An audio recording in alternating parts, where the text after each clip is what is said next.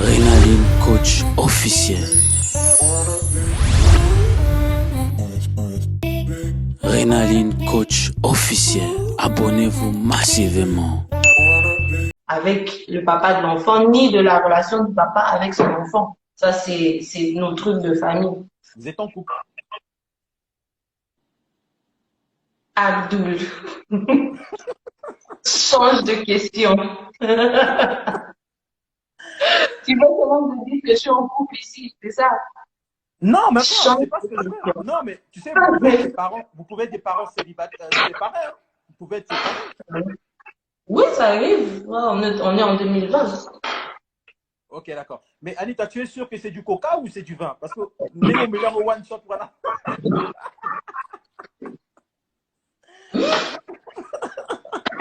C'est du coca. Est-ce que le vin m'a dit dans ma Tomona coca, tu vas mettre dans verre, il y a 20. Voilà, verre, il y a 20. Hein? Moi, j'ai demandé qu'on m'apporte du coca, on m'a mis ça dans ce verre ici. J'ai dit OK. Ok. Et tu es où actuellement? Tu es en Belgique, c'est ça? Oui, je suis en Belgique, à Bercel, chez ma Pas nièce. besoin, pas besoin. Tu es juste en Belgique. Bon, côté là. Ah, c'est ici. Alors, comment tu as vécu ta grossesse? Comment tu l'as vécu? Est-ce que ça s'est bien passé? Est-ce que c'était une grossesse compliquée? Est-ce que l'enfant voulait, parle-nous un peu de l'expérience. Moi, je suis jamais tombé enceinte et je tomberai jamais enceinte. Hein? Dommage. Comment tu as vécu ta grossesse? En fait, je pense que c'était plutôt une grossesse difficile parce que à la base, quand je suis allée voir mon gynécologue, il m'a dit que j'avais des masses en fait dans le ventre, ce qui fait que ils avaient des doutes sur l'évolution de la grossesse. Et donc ça c'est quelque chose qui m'a quand même qui m'a choquée et j'ai vraiment dû faire un travail dans ma tête. J'ai dû faire un travail spirituel pour me dire allez ça va aller. Euh, Il arrivait des jours où je pouvais pas marcher parce que j'avais des douleurs immondes, insupportables. Mhm. Et à part ça, j'ai eu quand même beaucoup de soutien de mes proches. Hein. Ça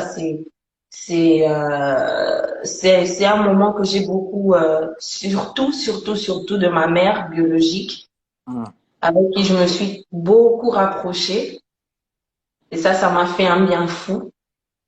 Après, elle a voulu que je vienne ici. Elle m'a demandé pourquoi tu viens pas accoucher ici. On sera à côté et tout parce elle habite ici. D'accord. Donc, on a décidé avec le père de l'enfant que ce serait pas, parce que c'était une bonne idée. Du coup, j'ai pris l'avion, je suis venue ici. Il y a eu le corona. J'ai pas pu faire le shopping que toutes les mamans font pour le bébé. Tu sais, quand tu vas dans les magasins, tu choisis. Mhm. C'est dommage pour une première grossesse parce que j'étais super enthousiaste, mais il y a plein de choses que j'ai pas pu faire À à cause du cause corona. du corona. Mhm. Ouais. Mais sinon, c'est euh, c'est un enfant que j'ai porté vraiment comme je dis toujours. Hein. J'avais l'impression de porter un œuf sur une autoroute en train de rouler à 200 à l'heure.